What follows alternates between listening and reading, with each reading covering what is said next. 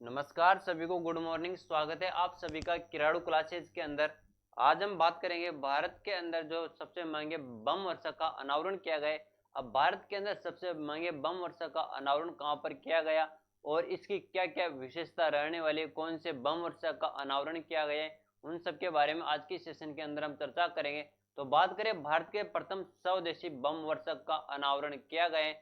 हाल ही में बेंगलुरु में प्रथम बम वर्षक बॉम्बर यूएवी FWD 200B का अनावरण किया गया है।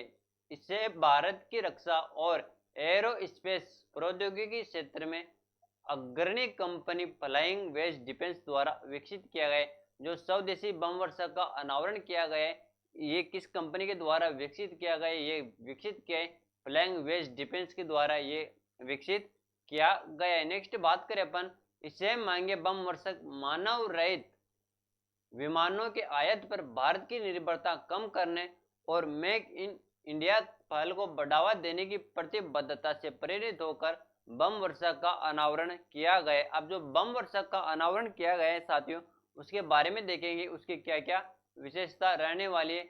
यूएवी FWD 200B के बारे में, जो बम वर्षा के कौन सा यूएवी FWD 200B के बारे में जानेंगे। FWD 200B की पेलोड क्षमता 100 किलोग्राम है। इसकी अधिकतम गति 200 नॉट से 370 किलोमीटर प्रति घंटा है तथा इसकी क्षमता 12 से 20 घंटे की है।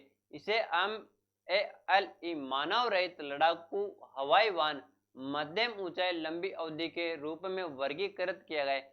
जो यूएवी FWD 220 सेना उसे MALE यानी मानव रहित लड़ाकू विमान हवाई वाहन मध्यम ऊंचाई लंबी अवधि के रूप के अंदर वर्गीकृत किया गया। अब ये MALE के इसके बारे में देखें।